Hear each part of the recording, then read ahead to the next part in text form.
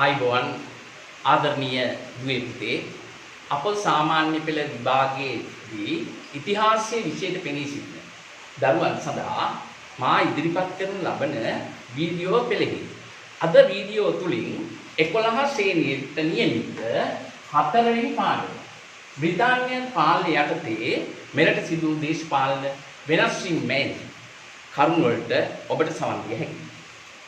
දේශපාලන වෙනස් වීම් ගැන කතා කිරීමේදී මූලික වන්නේ මේ රටේ සිදු කරන ලද විටින් විට සිදු කරන ලද ආණ්ඩුක්‍රම ප්‍රතිසංස්කරණ.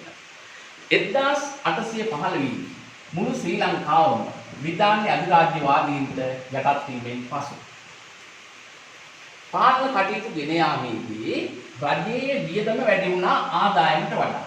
රජයේ අපි කියමු ආදායමට වඩා වියදම වැඩි වෙන්න පටන් ගත්තා. ආදායමට වඩා වියදම වැඩි වෙනවා. මෙන්න මේ නිසා විටින් විට බ්‍රිතාන්‍ය ආණ්ඩුවෙන් අවශ්‍ය මුදල් ලබා ගැනීමට සිදු වුණා වියදම් පියවා ගන්න. මේ தත්ත්වය පිළිබඳව තවදුරටත් කරුණු සොයා බැලීම සඳහා 1829 දී යටත් විත්ත භාර ලේකම් විසින් ලංකාවට කොමිසමක් පත් කරලා ඉවරනවා. මේ කොමිසමේ ප්‍රධානියා ලෙස කටයුතු කළා William Paul Brooke. William Paul Brooke. අපි මෙහෙම කියමු. ඒ වගේම මේ කොමිසමට එකතු වුණා තවත් පුද්ගලයෙක්. ඒ තමයි C.H. කැමරන්. අපි කියනවා චාල්ස් හේ කැමරන්. විලියම් පෝල් බ්‍රූක් සහ C.H. කැමරන් විසින් මෙරට පාලන කටයුතු සම්බන්ධව සිදුවිය යුතු වෙනස්කම් සඳහා යෝජනා මාලාවක් බ්‍රිතාන්‍ය ආණ්ඩුවට ඉදිරිපත් කරන්නට යෙදුණා. අන්නේ ප්‍රතිඵලයක් ලෙස අපේ රටේ ප්‍රථම වරට 1833 ආණ්ඩුක්‍රම ප්‍රතිසංස්කරණයක් සිදු කරනවා. අන්න ඒක අපි හඳුන්වනවා පෝල් බ්‍රූක් ප්‍රතිසංස්කරණ කියලා. එහෙනම් අපි මෙහෙම ලියන්නේ ඇති 1833 පෝල් බ්‍රූක් ප්‍රතිසංස්කරණ. පෝල් බ්‍රූක් ප්‍රතිසංස්කරණ. මේ යටතේ බලාපොරොත්තු වුණා ආණ්ඩුකාරයාගේ බලතල අඩු කිරීමට සහ ඔහුට යම් සහායක් ලබා දීම. එහිදී පෝල් බ්‍රූක් ප්‍රතිසංස්කරණ යටතේ ඉදිරිපත් කරපු යෝජනා වැදගත් ඒවා හතරක් අපි කතා කරමු. එයින් එකක් ප්‍රධාන වෙන්නේ ව්‍යවස්ථාදායක හා විධායක සභාව පිළිතුරීම. පාලන කටයුතු ගෙන යාමේ. ඊළඟට වැදගත් වෙනවා ව්‍යවස්ථාදායක සභාව හා විධායක සභාව පිළිතුරුවට පස්සේ මේ රටේ මුළු පළාත් 16ක් වශයෙන් තිබුණු පාලන කටයුතු පළාත් 5ක් දක්වා අඩු කිරීමට පළාත් 5කට සීමා කිරීමට බලාපොරොත්තු වුණා. ඊළඟට අපේක්ෂා කරනවා රාජකාරී ක්‍රමයේ අහෝසි කළ යුතු බව යෝජනා කරනවා. රාජකාරී ක්‍රමය අතීතයේ සිට මෙරට රජයේ කටයුතු කරගෙන යාමේදී අවශ්‍ය ශ්‍රමය ලබා ගැනීම සඳහා නොමිලේ සේවය ලබා ගැනීම සඳහා රාජකාරී ක්‍රමය ක්‍රියාත්මක වුණා. ඒ රාජකාරී ක්‍රමය අහෝසි කිරීමට ඔවුන් යෝජනා ඉදිරිපත් කළා. වැදගත් දෙයක් තමයි රජයේ වෙළඳ ඒකාධිකාරය අහෝසි කිරීම. මේක වෙළඳ ඒකාධිකාරය අහෝසි කිරීම. මේ තුලින් බලාපොරොත්තු වෙනවා නිදහස් වෙළඳාමට මුල්තැනක් ලබා දීම. මෙන්න මේ අරමුණු උදෙසා ඊට අමතරව තව තිබුණා ඉංග්‍රීසි අධ්‍යාපනය දුරු කරන්න, සිවිල් සේවකින්ගේ වැටුප් අඩු කරන්න, ඊළඟ ඉස්ලාමික වැටුප් අහෝසි කරන්න මේ වගේ යෝජනා මාලාවක් තිබුණා. ව්‍යවස්ථාදායක හා විධායක සභාව 15 දෙනෙක් ලෙස යෝජනා කරනු ලැබුණා. ඒ 15 නිල ලත් 9ක් නිල නොලත් 6ක්ද වශයෙන් මේ නිල නොලත් 6 දෙනා ජාතීන් අනුව තෝරා ගැනීම දක්වන්න ලැබෙනවා. මෙන්න මේ විදිහට ජාතීන් අනුව තෝරාගත්තා. යුරෝපීය ඔබ කතා කරලා තියෙනවා 3ක්, සිංහල එකක්, ද්‍රවිඩ එකක්, බර්ග එකක් වශයෙන්. මෙන්න මේ විදිහටයි 6 දෙනා තෝරා ගන්නු ලැබුණේ. අපිට පේනවා පැහැදිලිවම පළමු වරට ලංකාවේ වාර්ගික වාදයේ තියෙන තත්ත්වයක මේකෙන් ඇති වෙනවා. ඊළඟට රටේ තිබිච්ච මුළු පළාත් 16ක් වගේ තිබුණ එක පළාත් සංඛ්‍යාව අඩු කරන්න ඒ තුලින් උඩරට සහ පහතරට ඒකාබද්ධ පාලනයක් යටතට ගෙනීම ඉංග්‍රීසි ආණ්ඩුව අපේක්ෂා කරනවා. මම ඒ පළාත් පහ මෙන්න මේ විදිහටයි නම් කරනු ලබන්නේ. අපි කිසි සරල පක්ෂ ගණනක් දාලා බැලුවොත් එහෙම ලංකා සිටින මෙසේ වේ නම් වැරදුනාට කමක් නැහැනේ. හරියට සිටීමක් අපිට අඳින්න විනාඩි දෙකක් තුනක් විතර ගත කරන්න වෙනවා. අපි මේකෙන් තප්පර ගානකදී මේ කියන අඳින්න ලබන්නේ.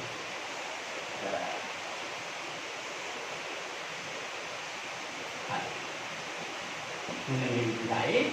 මෙන්න මෙතනින් මෙන්න මේ විදිහට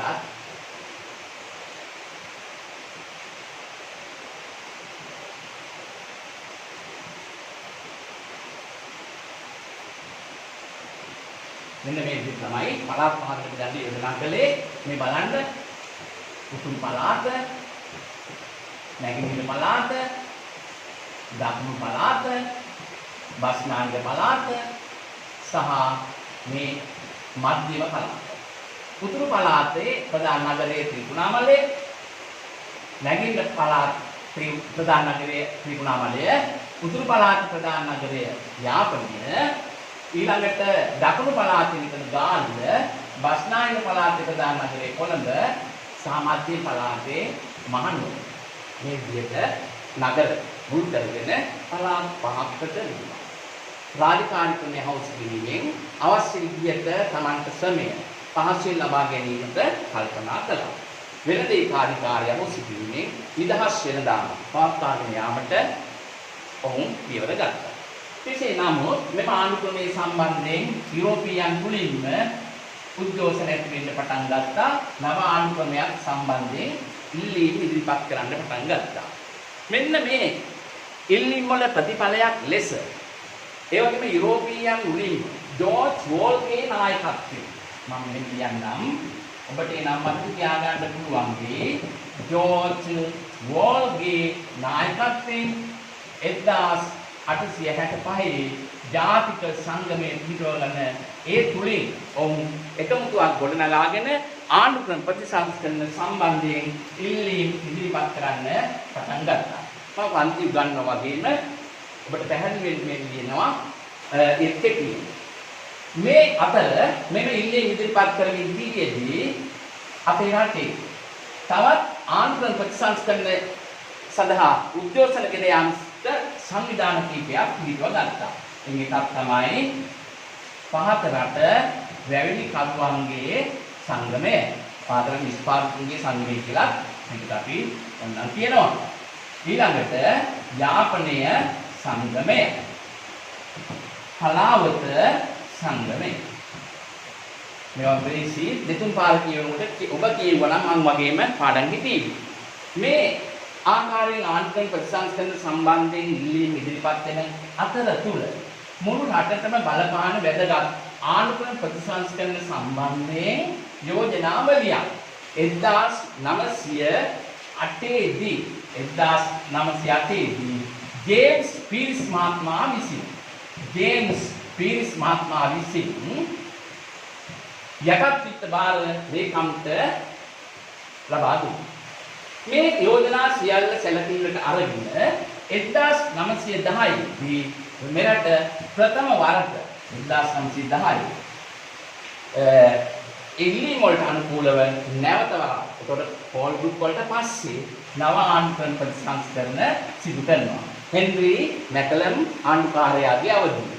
මේ නිසා මේවා අපි හඳුන්වනවා මේ කරපු ආණ්ඩුක්‍රම ප්‍රතිසංස්කරණය ඔබ ඉගෙන ගන්නේ මැකලම් ආණ්ඩුක්‍රම ප්‍රතිසංස්කරණ කියලා. මැකලම් ආණ්ඩුක්‍රම ප්‍රතිසංස්කරණ කියලායි ඔබ ඉගෙන ගන්න ලබන්නේ. එතකොට දැන් බලන්න මැකලම් ආණ්ඩුක්‍රම ප්‍රතිසංස්කරණ යටතේ ලංකාවේ ඇති කරන්නේ කොහොමගේ තත්ත්වයක්ද? මේදී 21ක් බවට පත් වුණා විවස්ථාදායක හා විධායක සභාව. විවස්ථාදායක හා අපි මෙහෙම කියමු විධායක සභාව 21යි.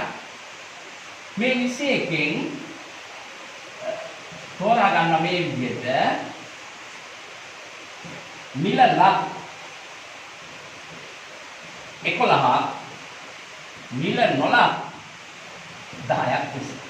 දැන් අපිට පේනවා ව්‍යවස්ථාදායක සභාවේ නිල සමාජික සංඛ්‍යාව බහුතරයක් බව. මෙන්න මේ නිසා කොහෙත්ම මේව ආණ්ඩුක්‍රම ප්‍රතිසංස්කරණයේ සම්බන්ධයෙන්ද සෑහීමකටපත් වෙන්නේ නැහැ.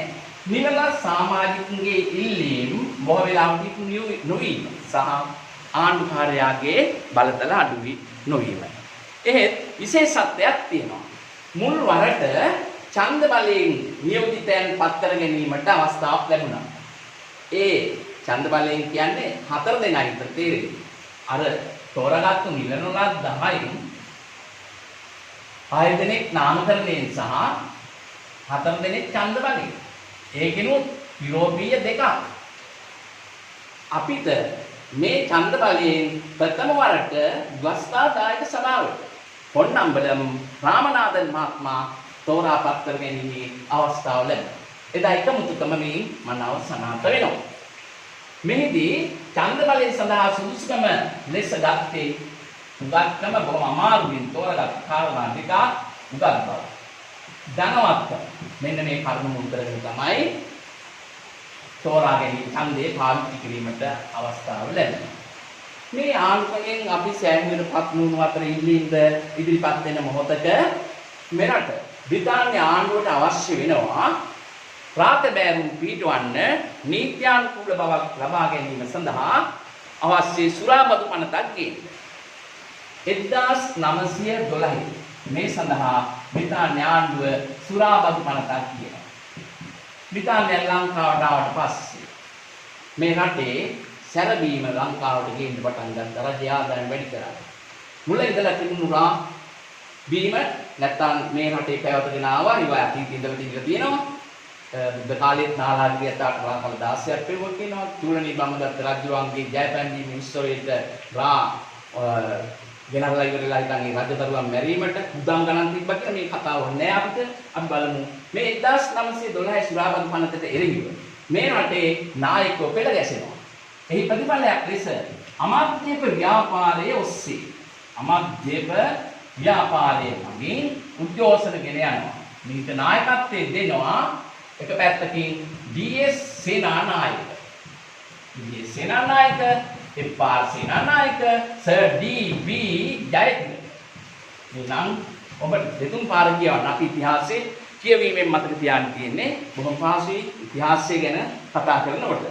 දැන් මේ අය මේ අතර උද්ඝෝෂණ ගෙන යමින් අමාත්‍යප ව්‍යාපාරයේ මගින් ජනතාව දැනුවත් කිරීමේ පියවර ගනිමින් සිටින අවධියක 1915 නොසිතූ ආකාරයෙන් සිංහල මුස්ලිම් ගැටුම සිද්ධ වුණේ. ඒ කොටස වෙනම පාඩමකදී විස්තරාත්මකව අපිට කතා කරන්න පුළුවන්. 1915 සිංහල මුස්ලිම් ඕලාහලය. කෙටියෙන්ම කියනවා නම් නුවර ප්‍රදේශයේ බෞද්ධ සිද්ධාස්ථානයක් මුල් කරගෙන පෙරහැරක් පවත්වන්න කටයුතු කරලා තිබුණා. ඒ පෙරහැර ගමන් කළ යුතු තිබුණේ මුස්ලිම් පල්ලියක් අසලින්. එහිදී අධිකරණ තීන්දුවකට අනුව අපි කටයුතු කරලා තිබුණත් මේ පෙරහැර පවත්වන්න පසුගත් අධිකරණ තීන්දුවකින් ශබ්ද පූජා පැවැත්විය නොහැකි.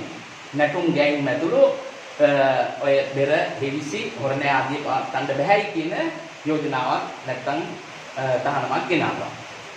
මේ අතර මේ පෙරහැර ගමන් කරද්දී පල්ලිය ඉස්සරහින් යාර 100ක් ඇතුළත බෑ කියලා. යාර කියලා කියන්නේ මීටර වලට වැඩිය පොඩ්ඩක් අඩුයි. ඉස්සර බ්‍රිතාන්‍යයේ කිරුම් මිනුන්නේ තිබුණේ. ඒ යටතේ යාර අඩි අඟල් ඒ විදිහට තමයි තිබුණේ. සැතපුම් පරලොම් ධම්මල් බඹ ඕවා තමයි තිබුණේ අපේ රටේ. හොඳයි. මේ අතර මේ පෙරහැර ගමන් කරද්දී අර මුස්ලිම් පල්ලියේ සිට පිරිසකකින් මේ පෙරහැරට එන්න නැත්නම් බාධා කිරීම සිද්ධ වෙනවා. මේ බාධා කිරීම හැමුවේ පෙරහැරේ ගමන් කරපු අයට ඇති හිරිහැර නිසා ආපසු ඔවුන් මුස්ලිම් ජනතාවගෙන් පරිගැනීම යකින් ඔවුන්ට විරුද්ධව සටන් කරනවා. මේ නිසා දෙපිරිස අතර ඇති සටන් වලින් විශාල වශයෙන් මුස්ලිම් වරුන්ට හානි සිද්ධ වුණා. කොහොම වුණත් මේක සිංහල මුස්ලිම් කෝලාහලය කියනවා. මේ මැඩ පවත්වන්න රජයේ කටයුතු කරපු අතර ඊට සම්බන්ධ විදිහ අපි අර කලින් කියපු මේ නායකයින්ටද සිරබාරයටපත් වෙනවා. මේ නායකයින්ට සිරබාරයට ගන්නවා. එතකොට මෙහිදී අපිට පේනවා ඉංග්‍රීසි ආණ්ඩුවට ඕන වුණා ජාතිවාදී එක පැත්තකින් ඇති කරමින් හරි එක්සත් බව නැති කරමින් ඔවුන්ගේ බලය තහවුරු කරගන්න එක වෙනම කතාවක් දේශපාලන විද්‍යාවක් එක්කලා යන. ඉතින් මේ අතරතුර නව ආණ්ඩුක්‍රම ප්‍රතිසංස්කරණ සම්බන්ධයෙන් බ්‍රිතාන්‍ය ආණ්ඩුවේ යම්කිසි ආකාරයක ඔවුන් යෝජනා මාලාවක් එක් වෙනවා. මේ 1920 එහි ප්‍රතිඵලයක් ලෙස මැනින් ආණ්ඩුක්‍රම ප්‍රතිසංස්කරණය සිදු කරනවා.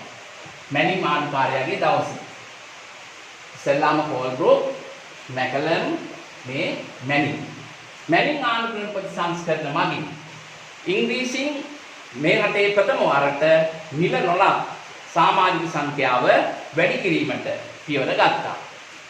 මෙහිදී මැනින් ආණ්ඩුක්‍රමයේ යටතේ මිල නොලක් සමාජික සංඛ්‍යාව වැඩි කිරීම සඳහා පියවර ගන්නවා සම්පූර්ණ 37ක් බවට පත් වෙනවා. මේ 37 තමයි මිල ලක් 14ක් මිල නොලක් 23ක් වශයෙන්. තේන ඔබට මිල නොලක් සංඛ්‍යාව වැඩි වුණා. අපි ඉල්ලා සිටි ආණ්ඩුකාරයාගේ බලතල අඩු කරන්න කියලා මෙවැනි යෝජනා මාලාවක් තිබුණා. නමුත් ඒ සියල්ල ඒ සැටියෙන් සිදු නොවුණු නිසා මේ සෑහීමකටපත් නොවුණා. 1924 නැවත ආණ්ඩුක්‍රම ප්‍රතිසංස්කරණයක් සිදු වෙනවා. එහිදී 49ක් දක්වා මේ සංඛ්‍යාව වැඩි කළ බව සඳහන් වෙනවා. මිල නොලක් සංඛ්‍යාව 37යි මිල ලක් සංඛ්‍යාව 12ක් වශයෙන්. මේ අතර අපේ ආණ්ඩුක්‍රම ප්‍රතිසංස්කරණ සඳහා ගෙන ගිය උද්ඝෝෂණ අපට බලවත් ආණ්ඩුක්‍රමයක් අවශ්‍යයි කියන ඉල්ලීමට හිතාන්නට සිද්ධ වෙනවා යම් ආකාරයකින් මේ පිළිබඳව සලකා බලන්න. එහි ප්‍රතිඵලයක් ලෙස 1927 දී ලංකාවට කොමිසමක් පත් කර ඉවරු ලබනවා.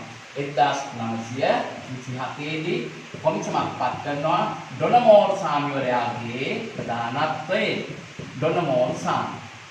ඔහුගේ ප්‍රධානත්වයෙන් පත් කරපු මේ ඩොනමෝර් කොමිසමේ යෝජනා අනුව 1931 සිදු කරපු ප්‍රතිසංස්කරණ අපි හඳුන්වනවා ඩොනමෝර් ප්‍රතිසංස්කරණ කියලා. මෙහි වැදගත් දේවල් තමයි එකක් මේ රට රාජ්‍ය මන්ත්‍රණ සභාව පිළිපැදවීම. දෙක වැදගත් පියවරක් ලෙස සර්වජන ඡන්ද බලය ප්‍රදානය කිරීම. සර්වජන ඡන්ද බලය අපට ලබා දීම. ඒ වගේම ප්‍රදේශ මූල නියෝජනය පුරුදු කරන්නට කටයුතු කිරීම. ඒ වගේම විධායක කාර්ය සභා ක්‍රමය ඇති කිරීම. මෙන්න මේ යෝජනා වැදගත් වෙනවා. මේ යෝජනාවල ප්‍රතිඵලයක් ලෙස ප්‍රථම වරට මේ රටේ රාජ්‍ය මන්ත්‍රණ සභාව පත් කිරීමේ තුලින් ස්වදේශීය නායකයින්ට සම්බන්ධ වෙන්න ඒ වගේම සර්වජන ඡන්ද බලය ලැබීම නිසා ඡන්ද බලයෙන් නියෝජිතයන් තෝරා ගන්න අවස්ථාව උදා වෙනවා. මේ අනුව රාජ්‍ය මන්ත්‍රණ සභාවේ මුළු සමාජික සංඛ්‍යාව 61ක්. 61 මෙන්න මේ විදිහට තෝරාගත්තේ ඡන්ද බලයෙන්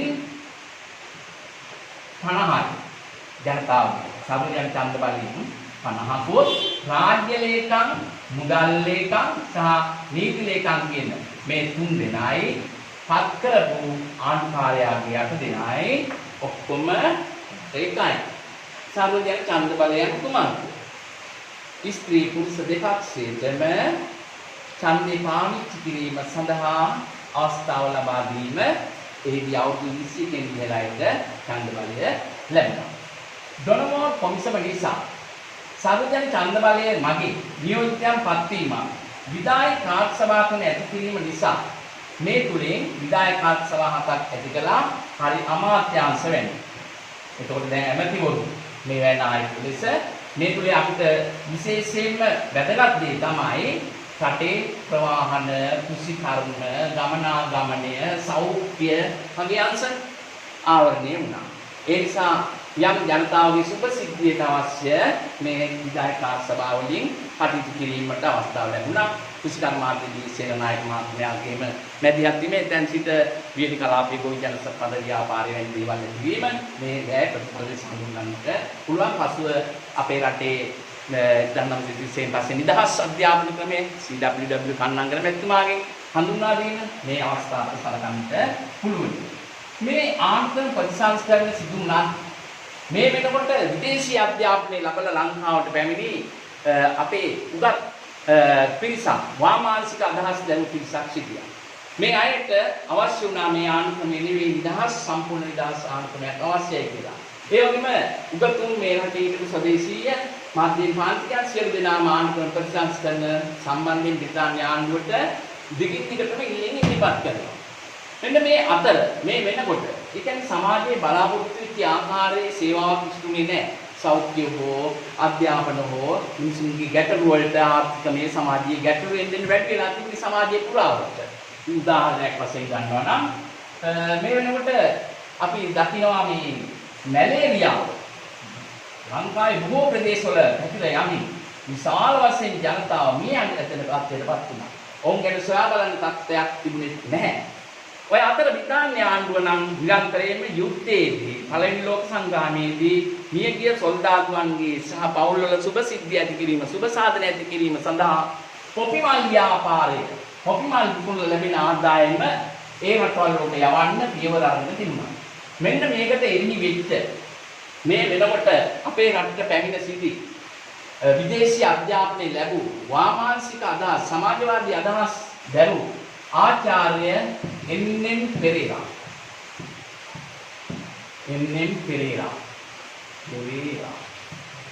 නානායකාර්ගේ මාටින් පෙරේරා කොල්වින් ආර්ද සිල්වා වැනි නායකයන් නිරතුරුවම අර තවත් තරුණ පිරිස් එකතු කරන ගම්මාන වලට ගිහිල්ලා මේ අය සුවපත් කරන්න අවශ්‍ය ඒගොල්ලන්ට ඉඟුරු පොත්තමල් ටිකක් වගේ දෙන්න. ඊළඟට සීන් ටිකක්, පරිප්පු ටිකක් දෙන්න, කෑමට අවශ්‍ය හාල් ටිකක් ලබා දෙන්න. වැනි සමාජශීලී ව්‍යාපාරයක නිරත වෙමින් හිටියා. මෙන්න මේ අය සැබෑ දේශප්‍රේමීන් ලෙස කටයුතු කරමින් ඒ අය පොපිමල් ව්‍යාපාරයට එරෙහිව මේ රටේ ආරම්භ කරනවා මහජන ආකර්ෂණය දිනා ගනිමින් සූර්යමල් ව්‍යාපාරය. සූර්යමල් ව්‍යාපාරයේ පතාක යෝධයෝ, නායකයෝ, සෙන්පතියෝ තමයි මේ අය සූර්යමල විකුණලා ලැබෙන මුදල් පක්ෂයේ ජනතාවගේ සේවයට යොදන්න පටන් ගත්තා. පොපිමල් මිලදී ගැනීම අධිරාජ්‍යවාදයට යම් කිසි ආකාරයක උදව් දීමක් ලෙස සැලකපු අතර ඒ ප්‍රතික්ෂේප කරමින් සූර්යමලක් මිලදී ගැනීම මේ රටේ ජනතාවගේ සුබ සිද්ධියට ප්‍රගතිශීලී අදහස් දරන්නන් වශයෙන් වැදගත් බව පෙන්වා දුන්නා. මෙන්න මේ නිසා සූර්යමල් ව්‍යාපාරයේ තුලින් ලැබෙන මුදල් මෙරට සුබ සිද්ධියට පක්ෂයේ නැත්තම් පැවැත්මටත් යොදාගත්තා. මේ අතර මේ සූර්යමල් ව්‍යාපාරයේ නායකයෝ සමග පිලිප් ගුණවර්ධන වැනි නායකයෝ, වාමාංශික නායකයෝ එකතු වෙලා පිලිප් ගුණවර්ධන මේ තවත් අය සමගින් 1935 දෙසැම්බර් මාසයේ ප්‍රථම වරට ලංකාවේ දේශපාලන පක්ෂයක් පිටව ගන්නවා.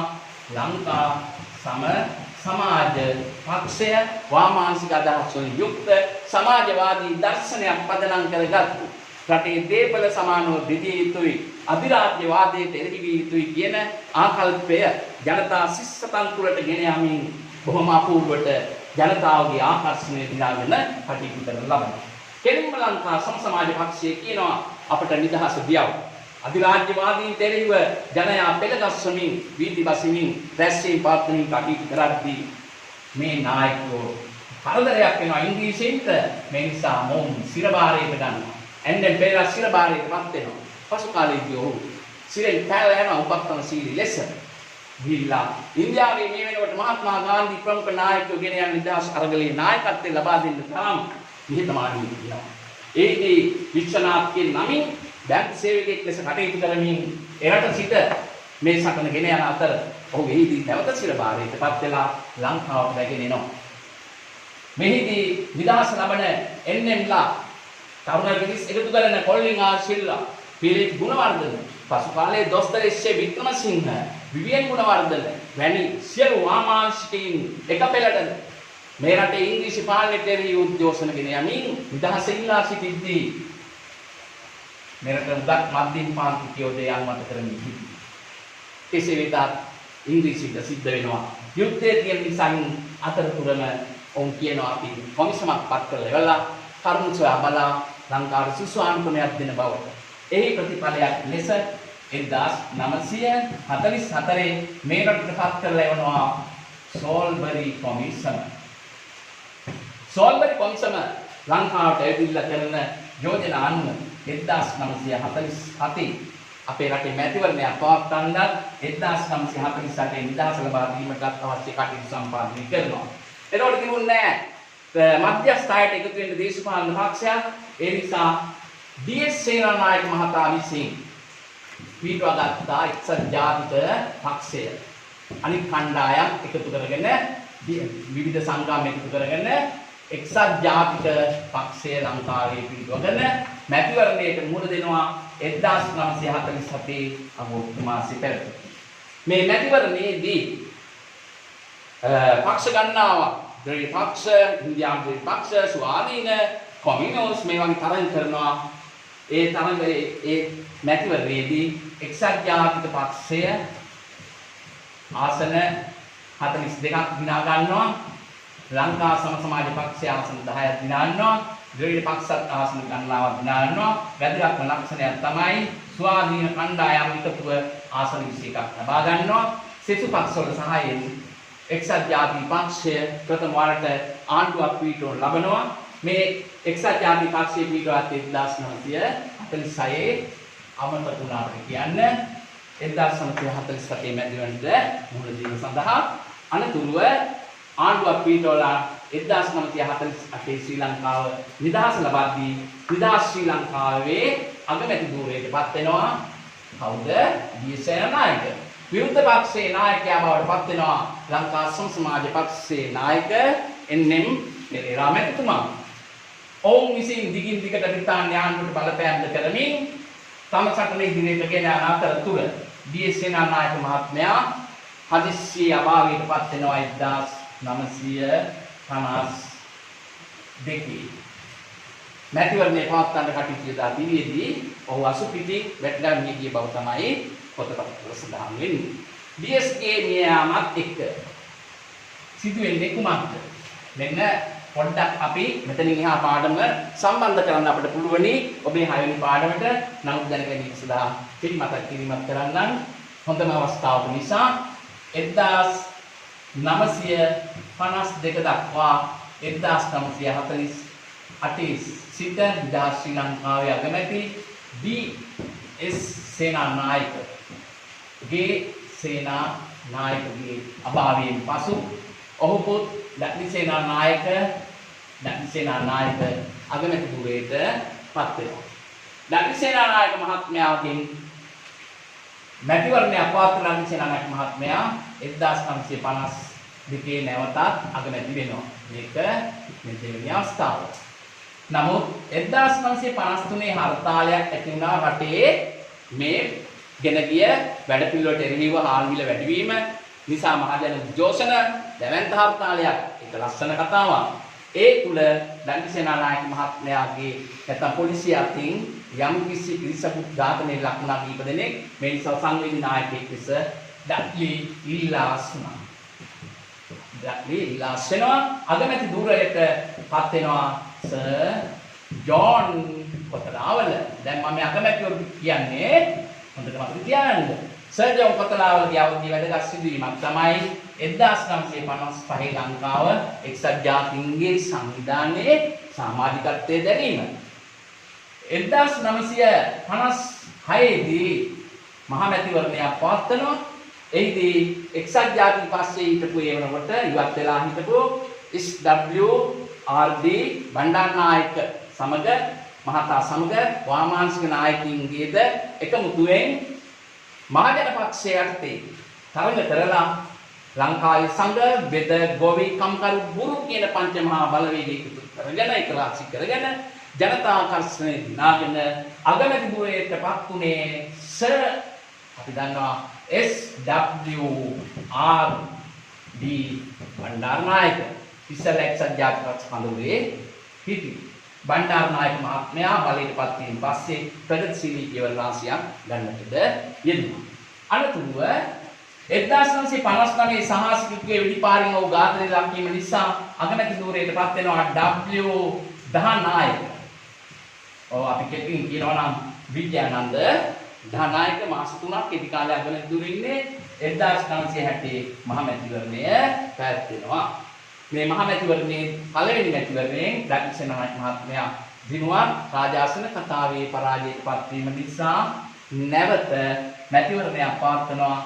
එහිදී සිරිමාවෝ ඩයිස් බණ්ඩාරනායක මැතිණිය අගමැති ධූරයට පත් වෙනවා. සිරිමාවෝ ඩයිස් බණ්ඩාරනායක මැතිණිය භික්ෂුන් වහන්සේගේ සාමයට ප්‍රභූවරුන්ගේ ඉල්ලීම මත ඇය මේ රටේ ප්‍රථම කාන්තා ග්‍රාමාධ්‍යවරිය පමණක් නොවේ මුළු ලෝකයේම ප්‍රථම කාන්තා ග්‍රාමාධ්‍යවරිය බවටද පත් වෙනවා. බණ්ඩාරනායක මහත්මයාට අපි ගුරුත්ව ආදරණීය නාමයක් තියෙනවා. ආසියාවේ විසීනුව දක්ෂිණානායක මහත්මයාට කියනවා බද්දුන් පියා කියලා. අපි ලංකා සම සමාජ පක්ෂයේ නායකයෙක්ගෙන් පෙරට කියනවා ආදරේත මිනිස්සු පරිප්පු මහත්තයා කියලා. මේ වගේ නම් වලින් පිළිත් ගුණවර්ධන මහත්මයාගේ අපි නම ලිව්වා.